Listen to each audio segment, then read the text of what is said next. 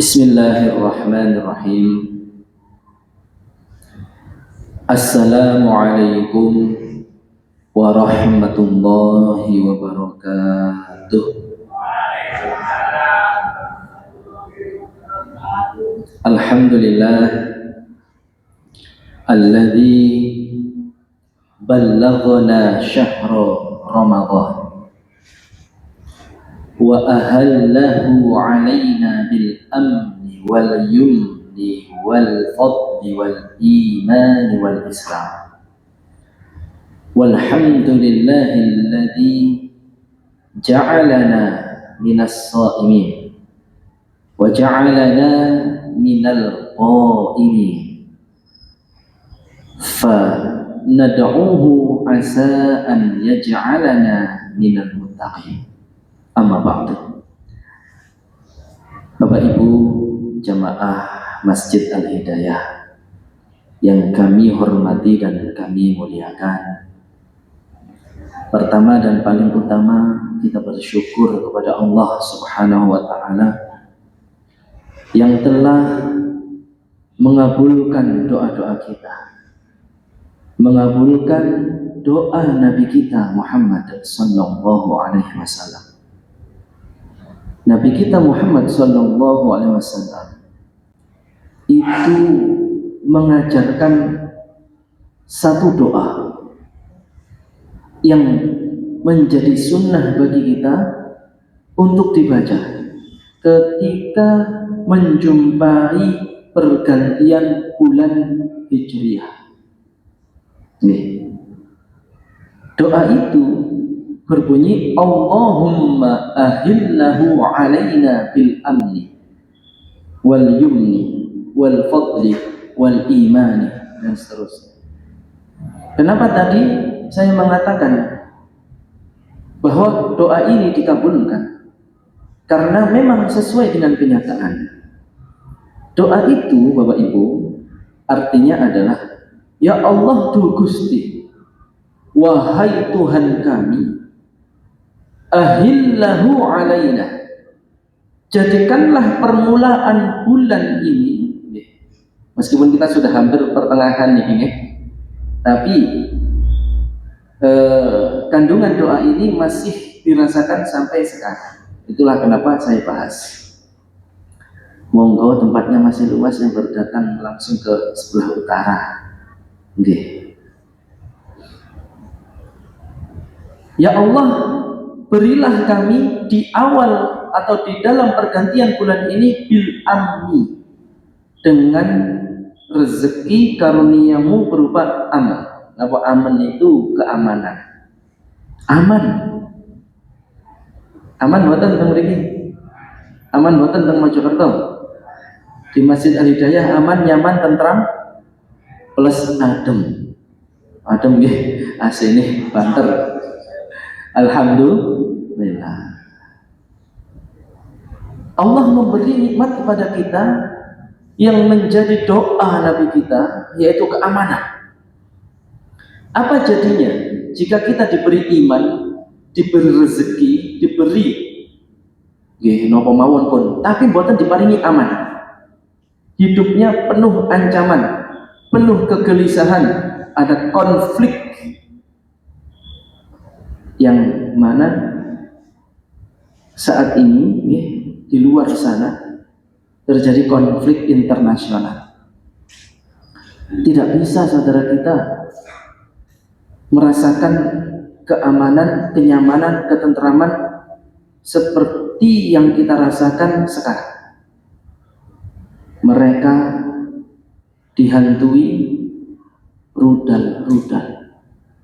Nah, tetapi untuk mensyukuri nikmat Allah niku salah satu caranya adalah melihat atau mencari perbandingan. Kalau kita bandingkan keadaan kita di Mojokerto ini dengan keadaan saudara-saudara kita di Timur Tengah sana, terutama di Gaza, Palestina,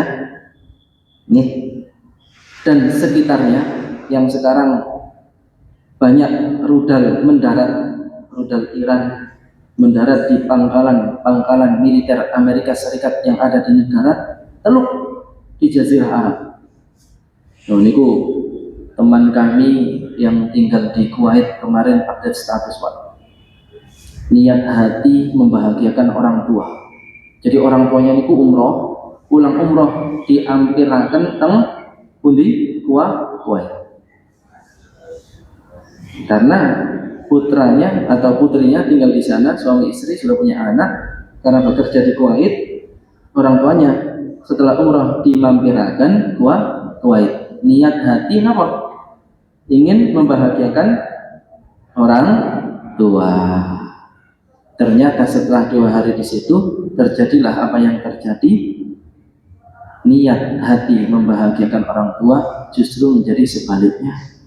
Keweden, ketakutan, sedih luar biasa. Nah, itu ternyata kita di sini diberi sebaliknya. Mereka di sana menjelang berbuka puasa sambil lihat langit, ini akan rudalnya asap. Kita di sini alhamdulillah duduk di tempat yang nyaman, karpetnya empuk, wangi, bersih, rapi, ditambah pendingin ruangan. Ya Allah, kalau buatan syukur niku keblajut niku.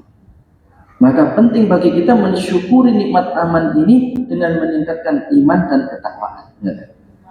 Begitu jelas ini? Itu pertama, syukur atas nikmat aman, bil amni niku.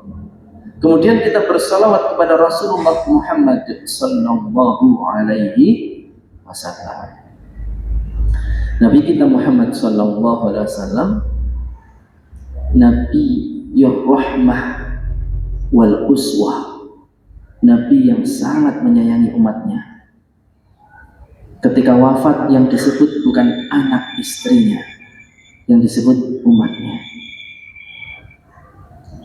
Dan juga Nabiul Uswah, Nabi yang menjadi suri tauladan bagi kita agar hidup niki terarah, hidup ini tertata, hidup ini tahu tujuan dan maksudnya, yaitu untuk ibadah.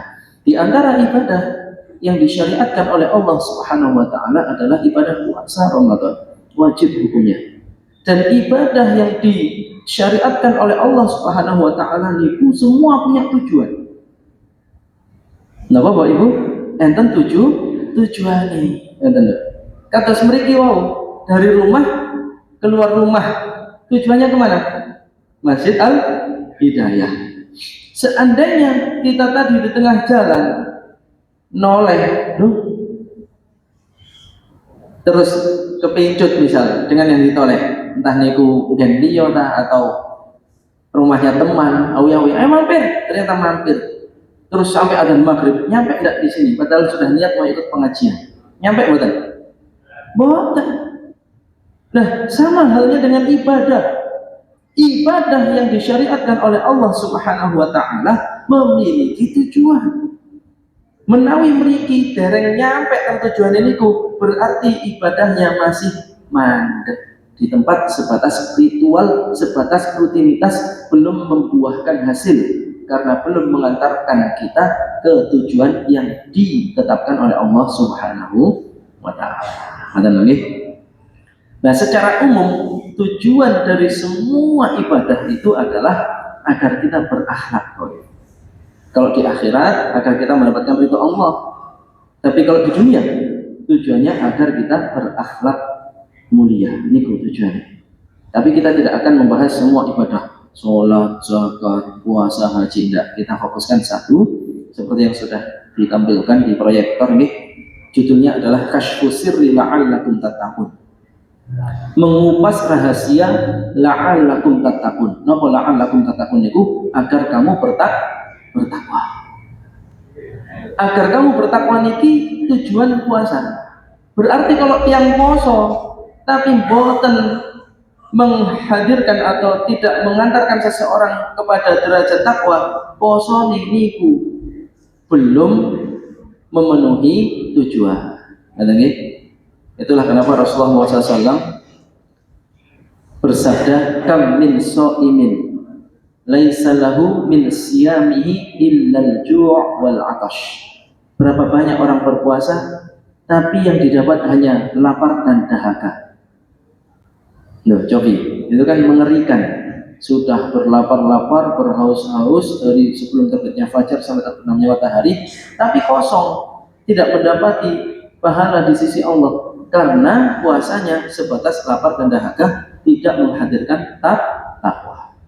Nah, maka pada kesempatan kali ini kita akan mengupas apa itu takwa, apa keutamaan takwa, lalu bagaimana sih orang-orang yang takwa ini, supaya kita bisa introspeksi. Sudah hampir setengah bulan ini kita berpuasa, adakah sudah seperti itu atau jangan-jangan belum? Katanya Bismillah, la'allakum tattaqun, agar kamu bertakwa. Nah, kita bahas definisi takwa dulu Bapak Ibu, supaya buatan salah paham. Apa sih takwa itu? Takwa kalau kita gali arti bahasanya itu berasal dari akar kata waqo yaqi wiqayah. Waqo yaqi wiqayah. Ittaqa yattaqi ittiqa. Takwa. Niku. Nggih.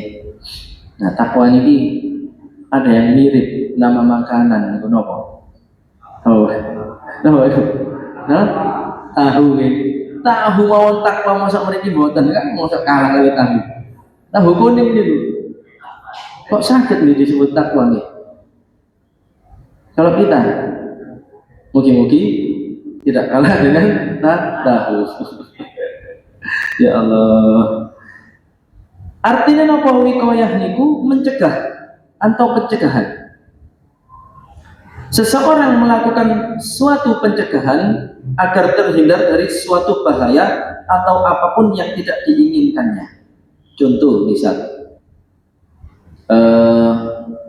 menawi badhe medal griya ningali cuaca lu mendung, wah engko timbang kudanan tak gawa mantel bek nih, atau jangan-jangan atau siapa tahu di tengah perjalanan turun hujan. Yang dikhawatirkan napa? Kehujanan, basah, betul? Sehingga seseorang tadi membawa mantel sebagai pencegahan dari hal yang tidak diinginkan, yaitu kebles menggunakan mantel. Contoh lain misal, wah ini panas sekali udaranya, mau keluar rumah pakai sunblock, skincare atau nopolah, atau pakai jaket. Kenapa?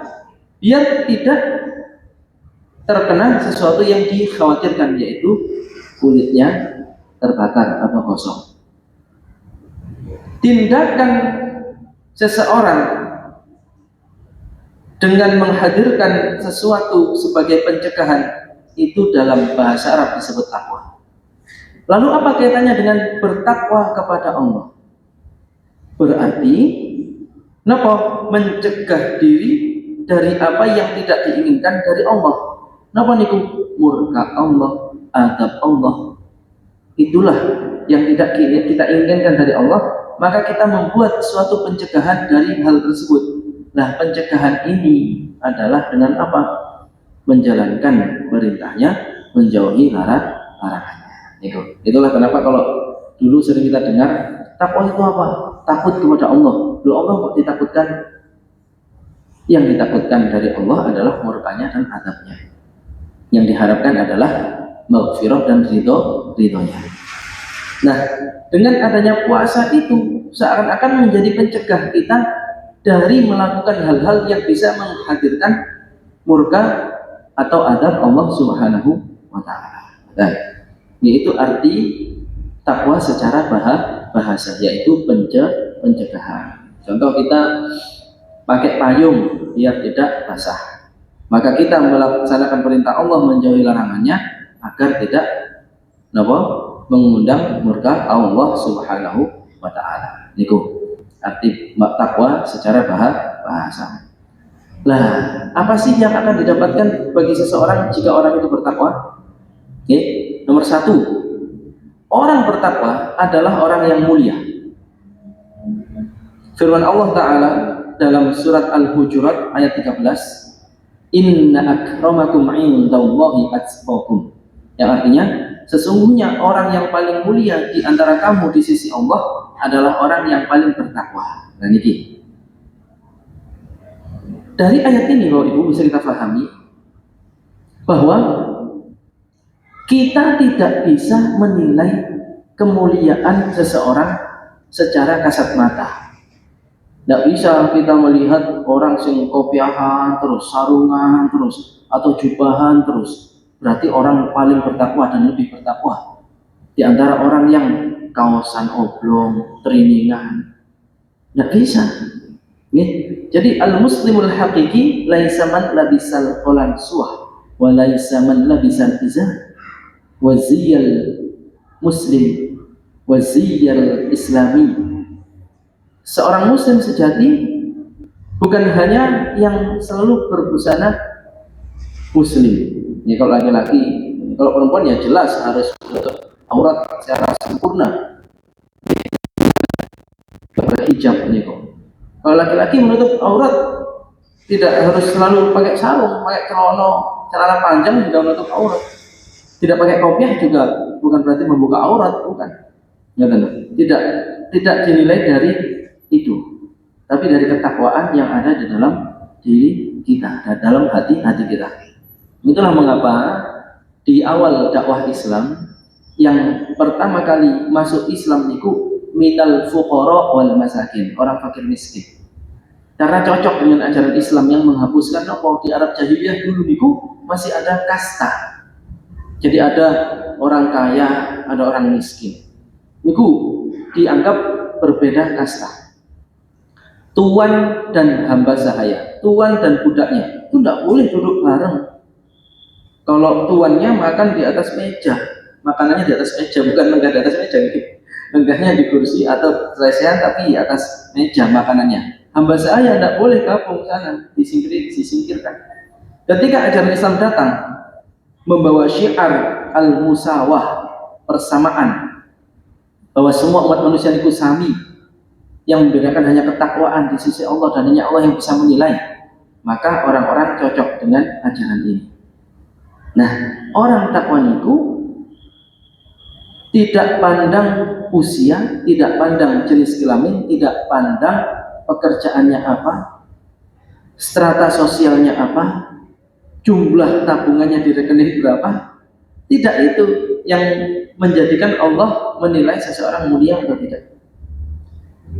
Di dalam di dalam tafsir Al-Qurtubi itu disebutkan ketika menjelaskan hal ini, fa innal karamata wal ihanata laisa bikasratil hadzid dunyawi kama i'taqadahul musyrikun, walakinnal karamata wal ihanata lil mu'mini bikasratit ta'ah. Kemuliaan dan kehinaan seseorang tidaklah dilihat dari banyak atau sedikitnya nasib duniawi yang dimiliki, seperti halnya yang diyakini oleh orang-orang musyrik dan orang-orang kafir. Orang-orang musyrik, orang-orang kafir itu melihat orang mulia atau orang hina dari urusan duniawi. Semakin kaya, semakin mulia. Kalau tidak kaya, maka hina. Itu orang musyrik, orang kafir. Di dalam kitab tafsir Al-Qurtubi. Walakin akan tetapi indal muslim, bagi seorang muslim dan mukmin, orang yang beriman, fa innal karamata wal ihanata, mulia ataupun hina, min kasratit ta'ah wa qillatiha, dilihat dari banyak atau sedikitnya ketaatan dan ketakwaan. Ya nggih, kata sih. Ini istimewa sekali kalau kita punya pola fikir dan keyakinan bahwa mulia dan tidaknya seseorang di sisi Allah itu bukan karena urusan duniawi, maka kita akan memiliki satu sifat, yaitu apa? Qanaah, terima ing pandu. Tidak mudah iri dengki melihat orang yang lebih tinggi stratanya dalam urusan duniawi. Ini selama kita taat kepada Allah, mulia, yakin, tidak ada kesedihan dalam hati. Ini yang pertama. Kedua, di dunia bahagia. Tak ada orang yang tidak ingin bahagia, Pak. pasti seseorang niku kersa urip teng dunya niku bahagia. Nggih. Bohong kalau wis gak apa-apa aku nang akhirat ae. Bahagiane nang dunya gak apa-apa sengsara, mboten. Nggih, mesti bahagia, dan bahagia itu sekali lagi tidak diukur dari banyak sedikitnya urusan duniawi. Bahagia itu apabila rezeki cukup, ketika ada sesuatu masalah terselesaikan dengan mudah.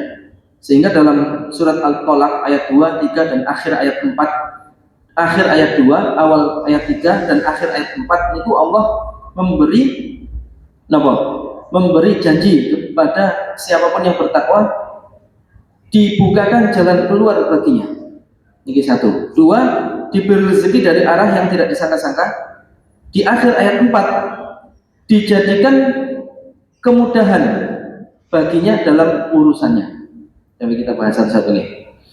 Kalau ada masalah, diberi jalan keluar atau solusi yang solutif. Karena ada Bapak Ibu, orang ketika ditimpa masalah, pikirannya budrek, stres, tidak punya iman, tidak punya ketakwaan, dia menyelesaikan masalahnya dengan solusi yang justru menambah masalah lagi. Misal orang stres malah mengkonsumsi hal-hal yang dilarang dalam agama Islam, misal pil koplo misalnya, narkoba, minuman keras. Dia anggap dengan ngefly itu masalah selesai, padahal pertama masalah lebih besar, akalnya rusak, agamanya rusak karena melanggar larangan Allah, nama baiknya rusak di tengah masyarakat. Belum kalau ketangkap polisi gara-gara mengkonsumsi narkoba misalnya. Ini berarti diberi jalan keluar tapi tidak baik. Nah, kalau orang bertakwa, jika ada masalah diberikan solusi yang sangat baik dan cenderung cepat. Nah, sekarang malah ada orang yang mengakhiri hidupnya ketika ada masalah. Dianggap mati itu dengan mati selesai urusan. Padahal bagi orang beriman dan bertakwa, kematian adalah awal kehidupan akhirat. Ya kan, berbeda mindsetnya. Kemudian diberi rezeki dari arah yang tidak disangka-sangka dan dijadikan urusannya mudah. Coba kita tadi kembali ke judul awal tadi nih, puasa agar bertakwa. Dengan bertakwa, hidupnya bahagia.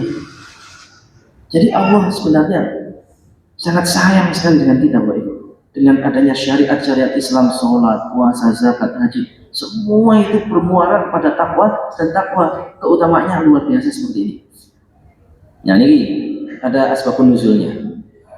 Asbabun nuzul ayat 2 dan 3, akhir ayat 2, awal ayat 3 di surat At-Talaq ini ada namanya seorang sahabat namanya Auf, Malik bin Auf, itu punya anak. Anaknya kecekel musuh ketika perang. Nah, ketika kecekel musuh itu akhirnya nggak bisa pulang. Datang ke Rasulullah konsultasi, Rasul, ya apa nih Rasul? Anak pulang betul mantuk kecekel musuh karena kemarin ikut perang. Rasulullah memberitahu, akthir min qawli la haula wala quwwata illa billah. Perbanyak baca zikir yaitu la haula wala quwwata illa billah. Ini salah satu amalan yang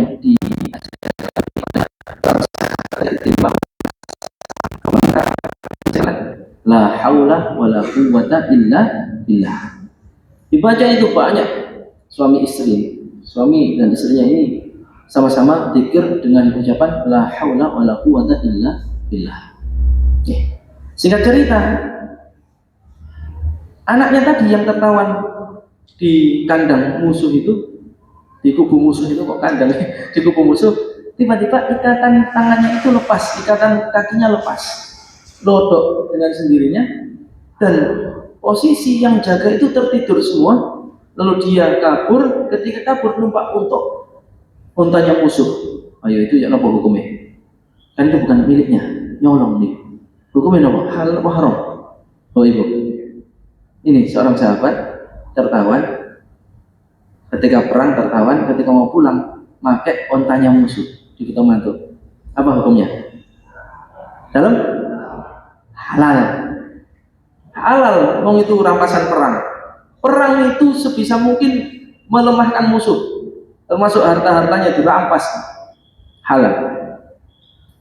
Yang menakjubkan ketika dia naik onta itu untuk mempercepat lajunya pulang, hewan ternak yang ada di situ kaget melok. Kaget ulah apa melok kabeh. Pulang sampai rumah diketok pintunya, ayahnya buka pintu, "Loh, kok bisa mulai awakmu?" Terus lebih kaget lagi melihat hewan ternak ikut di belakangnya. Kayak iso apa iki? Diceritakan, "Mang moro-moro Pak, lodok kabeh cancangane, pas aku mulai melok dhewe aku gak ngajak melok dhewe. Sik harus ke Rasulullah tanya ini. Rasul, diceritakan kisah itu, gimana itu hukumnya? Halal, itu rezekimu." Coba, kan? Karena bertakwa kepada Allah, manut Rasulullah, zikir kepada Allah, diberi jalan keluar yang tidak disangka-sangka plus rezeki melimpah. Coba, gitu. Salah satu di antara riwayat yang ada di kitab tafsir Ibnu Katsir tentang asbabun nuzul ayat 2 dan 3 surat At-Talaq niku. Nggih. Nggih, tapi enggak usah napa nyoba-nyoba jadi tawan terus niku enggak usah. Zikir aja terus. Karena dalam hadis disebutkan, kata hadis qudsi, "Man syaghalahu dzikri an mas'alati a'taituhu afdhala mimma u'tis sa'ilin." Barang siapa yang sibuk berzikir kepadaku sampai lupa doa kepadaku, tetap aku beri, bahkan bisa aku beri yang lebih afdal dibandingkan apa yang dia minta sekiranya dia berdoa. Mungkin ini keutamaan zikir. Ketiga, suatu negeri jika penduduknya bertakwa akan diberi keberkahan dari langit dan bumi, dari arah langit dan bumi. Ini ada di surat Al-A'raf ayat 96. Walau anna ahlal qura amanu wattaqau la fatahna 'alaihim barakatin minas sama'i wal ardh. Yang artinya, dan sekiranya penduduk suatu negeri itu beriman dan bertakwa, niscaya kami bukakan bagi mereka keberkahan dari arah langit dan bumi. Barokah niku napa? Ziyadatul khair. Satu. Terus ziyadatul khair an haddih, yaitu kebaikan yang terus bertambah, kebaikan yang melampaui batasnya. Ya napa niku kebaikan yang melampaui batasnya? Sewu ngeten. Contoh sederhana. Lailatul Qadar itu waktunya sama, durasi jamnya itu sama dengan nanti malam, dengan malam-malam lainnya, tapi nilainya berbeda. Dia lebih baik dari 1000 bulan. Itu namanya Lailatul Mubarakah. Fi lailatin mubarakah. Kami turunkan Al-Quran di malam yang penuh berkah. Berkahnya suatu waktu. Nah, keberkahan itu adalah kebaikan yang banyak. Maka kalau kita ingin diberikan kebaikan yang banyak, alias keberkahan baik di usia kita, ilmu kita, amal ibadah kita, atau rezeki kita, syaratnya niku takwa. Dan kita di dalam bulan yang penuh takwa dengan adanya puasa itu. Seakan-akan Allah mengatakan, puasa dengan puasa kamu takwa, dengan takwa kamu tak kasih keberkahan. Nah, ini kan yang disinggung di ayat 96 surat Al-A'raf, suatu negeri alias negara. Maka kalau kita ingin Indonesia itu lebih baik, kuncinya bukan hanya menghadirkan pakar politik, pakar perekonomian dan lain sebagainya, takwa kuncinya. Nah, bagaimana kita menghadirkan takwa di negara Indonesia ini? Dimulai dari keluarga. Non sewu, negara itu kan kumpulan provinsi. Betul, Indonesia ini kumpulan dari provinsi, dari Sabang sampai Merauke. Provinsi itu kumpulan dari apa, Bapak Ibu? Kabupaten dan kota. Kabupaten dan kota itu kumpulan dari apa? Kecamatan dulu. Di bawah kecamatan kelurahan, di bawah kelurahan napa? Desa, dusun. Desa dusun itu RT, RW dulu, baru RT. RT itu kumpulan dari kakak. Kakak itu minimal bisa buat kakak suami istri. Maka kalau ingin merubah Indonesia, rubah dulu ketakwaan di dalam kakak kita. Kita mengharapkan Indonesia berubah. Nah, kita di keluarga kita sendiri aja tidak menghadirkan ketakwaan. Bagaimana bisa berubah? Yang besar itu, kalau kecil, kumpulan yang kecil-kecil ini masih jauh dari ketakwaan. Oke? Jelas ya? Nah, kemudian di akhirat juga bahagia. Ini keempat, keutamaan keempat. Nopo tadi di dunia bahagia, dimuliakan Allah Subhanahu wa taala. Kemudian negeri dijanjikan keberkahan, ya.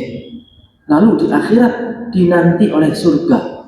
Jadi tidak ada yang rugi, tidak ada rugi dari ketakwaan itu. Coba kita lihat di An-Naba 31-32, innalil muttaqina mafaza hadaiqa wa a'naba. Di dalam surah di surat Al-Haqqah ayat 21-24 digambarkan keadaan surga. Kalau di 31-32 An-Naba orang bertakwa diberi surga, di Al-Haqqah 21-24 digambarkan keadaan surga. Betapa nikmat di sana. Coba kita lihat artinya.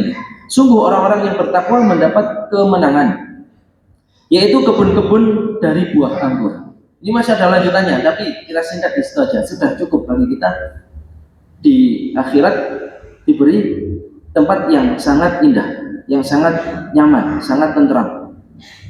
Kemudian digambarkan di Al-Haqqah 21-24 yang artinya maka orang itu berada dalam kehidupan yang diridhoi, dalam surga yang tinggi, buah-buahannya dekat. Kepada mereka dikatakan, makan dan minumlah dengan nikmat karena amal yang telah kamu kerjakan pada hari-hari yang telah lalu di dunia. Ketakwaan diganjar oleh Allah Subhanahu wa taala dengan kenikmatan di akhirat. Jadi beda kalau di dunia, napa-napa harus berusaha dulu. Kalau di surga kita ingin apa mendekat dengan sendirinya, buah-buahan itu mendekat dengan sendirinya. Bahkan buah itu yang dihidangkan rupanya itu sama, tapi rasanya berbeda. Wa utu bihi mutasyabiha. Di dalam awal-awal Al-Baqarah itu disebutkan wa utu bihi mutasyabiha. Ketika setiap kali diberi buah, orang yang tinggal di surga itu heran, loh, kok podo karo sing mang rupanya? Malaikat menjawab, "Ma'amen dhisik tanah." Ketika dimakan, loh, beda rasanya. Niku. Mirip di bentuk dan warna, tapi ketika dirasakan berbeda setiap kalinya. Kita nggak bisa membayangkan betapa nikmatnya. Tidak ada kebosanan di sana nanti. Tidak ada kebosanan, tidak ada belenger. Nah, sekarang setelah kita mempelajari tujuan puasa itu takwa, lalu kita sudah mempelajari definisi takwa tadi, lalu keutamaannya. Sekarang gimana sih orang-orang takwanya itu? Lalu mari kita introspeksi diri. Adakah kita sudah seperti itu atau belum? Pertama, ini beriman kepada hal gaib, mendirikan sholat, menginfakkan sebagian rezeki yang diberikan oleh Allah kepadanya. Ciri pertama ini, alladzina yu'minuna bil ghaib. Pertama sekali orang bertakwa itu adalah beriman dengan yakin terhadap hal yang tidak terlihat. Nih, sebelum saya lanjutkan, kalau tanglet, listrik itu kelihatan betul Pak? Listrik. Misal ada kabel terbuka, kelihatan nggak listriknya itu? Kelihatan nggak? Yang kelihatan kan kabelnya, betul? Berani nggak tiba-tiba kita megang betul? Itu tertancap di colokan ini. Itu gaib nih, hal gaib. Akhirnya kita pakai tes pen, kan? Orang ini, benak nopo, kan? Hal gaib, tapi kita yakin dan itu membahayakan. Kalau kita kembalikan ke definisi takwa tadi di awal, orang kalau tidak iman dengan hal gaib, dia tidak akan melakukan perintah Allah, tidak juga meninggalkan larangan Allah. Karena dia tidak iman dengan hal gaib, dia tidak iman akan adanya hukuman di alam kubur, adanya neraka. Akhirnya puasa pun ditinggalkan dengan santai saja. Nih, buatan sekedik. Kadang niku pas kayak kemarin itu anak saya minta itu, nopo muter-muter Mojokerto, muter alun-alun di sana. Kalau tak betik jam biru lagi, masih jam 5. Lo kok sana sih buko? Berarti nggak poso. Ngatur lalu lintas, ngatur parkir itu di rokok di nopo disedot kopi nih biasa. Tidak beriman dengan hal gaib, bahwa orang yang meremehkan dan mempermainkan puasa, ibadah puasa, ancamannya itu neraka. Hal gaib, adanya Allah, adanya kehidupan akhirat, adanya alam kubur. Ini dulu kami mendapat penjelasan dari guru kami. Kalau ingin tahu rasanya alam kubur itu, Ya, nggak jauh beda dengan alam mimpi. Mimpi itu kita tidur, jasad kita ada, betul? Tapi roh kita ada di alamnya, nggak tahu di mana. Ketika kita mimpi buruk, terasa sangat menyiksa. Tapi kalau ketika mimpinya mimpi yang indah, terasa sangat bahagia. Tapi pas bangun, nah, ya mimpi. Misal, pun saya ingin cerita, nggak tahu ini menceritakan mimpi itu kan sebenarnya kalau mimpi buruk nggak boleh diceritakan. Tapi saya rasa ini bukan mimpi buruk. Saya udah 2 kali Pak mimpi di Gaza Pak. Terakhir itu ketika mimpi di Gaza diliput sama media. Diliput media itu saya teriak-teriak, "Aina adalah, Wainil adalah, gitu. Mana keadilan?" Itu saya di Gaza. Di Gaza. Ya Allah, 2 kali saya mimpi berada di Gaza Pak. Gitu. Mimpi bener Pak, menakutkan. Bom di mana-mana terus saya diliput media itu teriak-teriak, "Mana keadilan? Tegakkan keadilan." Pas tani Pak, dok, ya Allah. Nah itu. Jadi di alam kubur itu jasad dikebumikan, ruh ada di alam barzakh. Di alam barzakh itu merasakan nikmatnya nikmat, adab ya adab, sakitnya ya kerasa seperti halnya kita mimpi buruk. Misal mimpi dikejar hewan buas misalnya, namanya mimpi kebakaran misalnya. Kerosok saestu napa mboten? Panasnya kerosok panas, lek adem kerosok adem, pas misal mimpi maem kerosok warak, kerosok enak. Terus mboten? Ya itu hal gaib. Mimpi itu hal gaib dan kita merasakannya. Dan orang bertakwa itu meyakini akan adanya alam gaib. Alam kubur, siksa kubur, nikmat kubur, alam akhirat ada nikmatnya, ada adabnya. Itulah kenapa disebut nomor 1 di Al-Quran. Ciri pertama orang takwa itu iman kepada hal gaib. Hal gaib itu akan adanya adab. Orang yang kayak gini nanti adabnya seperti ini dan lain-lain dan lain-lain. Kemudian ciri kedua disebutkan oleh Allah di Al-Baqarah ayat 3 ini, wa yuqimunas shalah, mendirikan sholat, melaksanakannya dengan sempurna, tidak berani meninggalkan sholat. Karena perbedaan antara orang muslim dengan orang kafir itu sholat. Orang kafir sholat buatan kan? Nah kalau orang Islam buatan sholat, tak podo kalih yang kafir. Ini kan? Nah orang sholat itu pasti wudu. Nah wudu itu nanti nih anggota tubuh yang selalu kita basuh dengan air wudu di akhirat nanti memancarkan cahaya. Sehingga Rasulullah SAW ditanya oleh sahabat, Rasul nanti di alam akhirat itu kan semua manusia berkumpul dari zaman Nabi Adam sampai manusia terakhir yang mengalami hari kiamat kan dikumpulkan. Gimana jenengan bisa titen? Gimana bisa jenengan mengidentifikasi, meniteni, mengetahui umat jenengan? Apa kata Rasulullah SAW? Oh gampang. Umatku itu nanti ya di akhirat memancarkan cahaya. Nopo? Min atharil wudu, ghurran muhajjalin min atharil wudu. Dia keningnya, wajahnya, tangannya, telak kakinya itu nanti bercahaya karena di dunia dibasuh air wudu. Kita bisa bayangkan Pak, kalau orang tidak sholat berarti tidak wudu, berarti tidak bercahaya, gelap, tidak memancarkan cahaya. Atau sholatnya buatan jangkep 5 waktu, arang-arang, berarti wudhunya arang-arang, berarti menderip-menderip cahaya di akhirat. Oh ini umatku termasuk ini, tapi cahaya menderip-menderip. Nah kita semoga termasuk hamba-hamba Allah dan umat Nabi Muhammad SAW yang nanti cahaya itu terang. Nah ini karena iman kepada hal gaib lalu mendirikan salat. Wa mimma razaqnahum yunfiqun, ini penting. Orang takwa tidak hanya punya akidah kuat dalam hati, tidak hanya sholat, puasa, yang mana hubungannya dengan Allah, tapi infak. Berarti takwa itu juga peduli sosial, peduli sesama, nih, membantu sesama, nih. infak. Infak itu ada yang wajib, ada yang sunnah. Yang wajib disebut nafkah, yaitu suami kepada istri, ayah kepada anak. Wajib hukumnya. Sampai-sampai di zaman Nabi itu ada seorang sahabat perempuan yang mana suaminya kaya raya tapi tidak cukupi. Insya Allah teman ini buatan datang gih.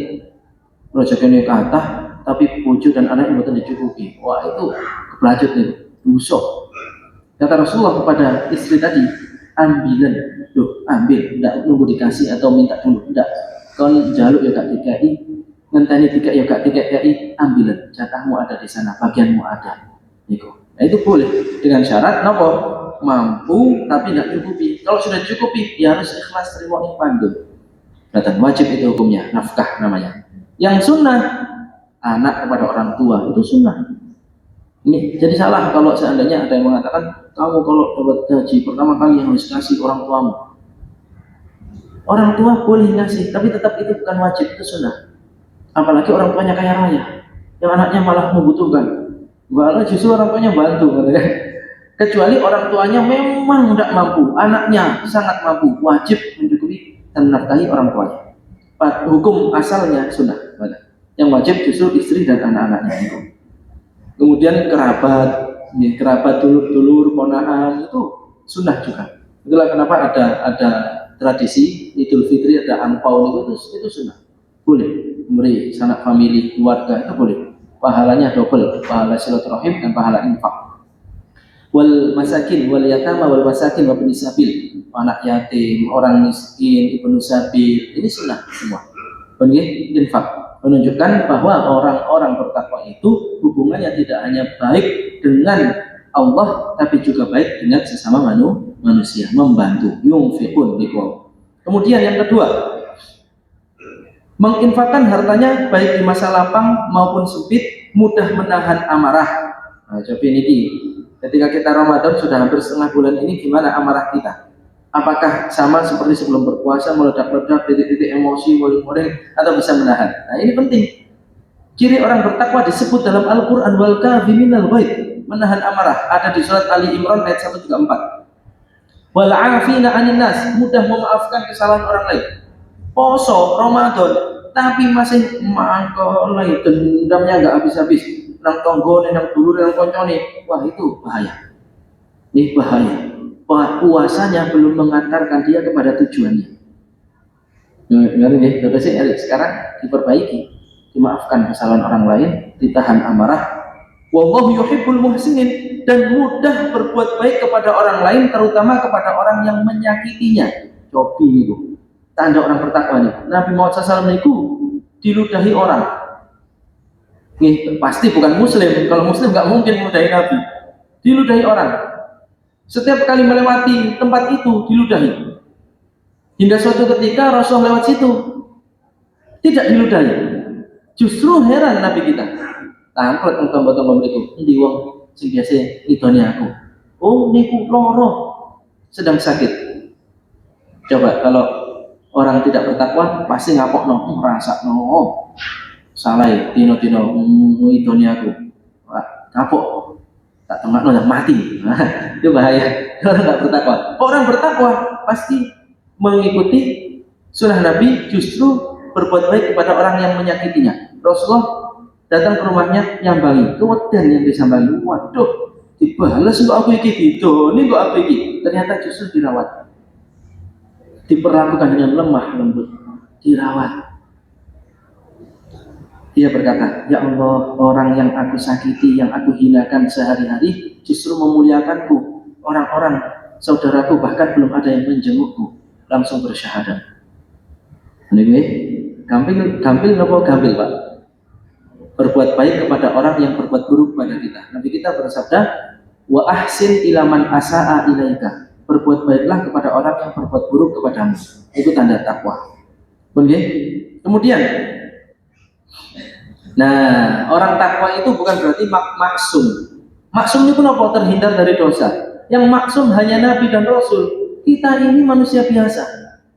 Artinya orang bertakwa bukan berarti tidak melakukan dosa.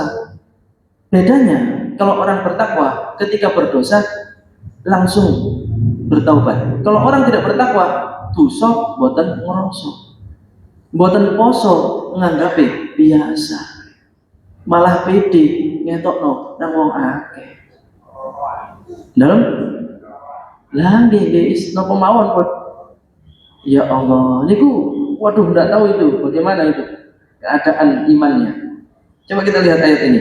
Walladzina idza fa'alu fahishatan aw zalamu anfusahum dzakarullah fastaghfaru lidzunubihim. Wa may yaghfiru dzunuba illa Allah wa lam yusirru ala ma fa'alu wa hum ya'lamun. Dan juga, nah tadi ini tambahan ciri orang bertakwa. Dan juga mereka yang apabila mengerjakan perbuatan keji atau mendolimi diri sendiri, segera mengingat Allah.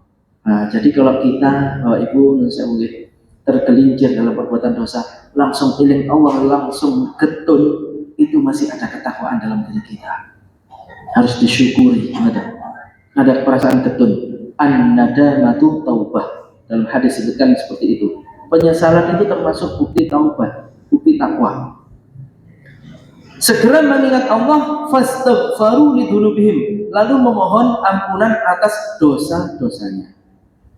Nah, kalau dosanya kepada sesama manusia harus disertai permohonan maaf, permintaan maaf. Yang dimintai maaf segera memberikan maaf, karena Allah mencintai permaafan. Doa yang setiap malam kita baca ketika bulan Ramadan apa?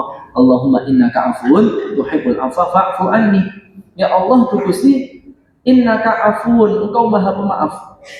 Tuhibbul afwa, mencintai permaafan. Fa'fu anni, maafkan aku.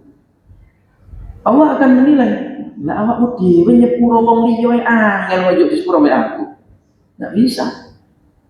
Enggak bisa. Di dalam surat An-Nur itu ada kisah, Pak.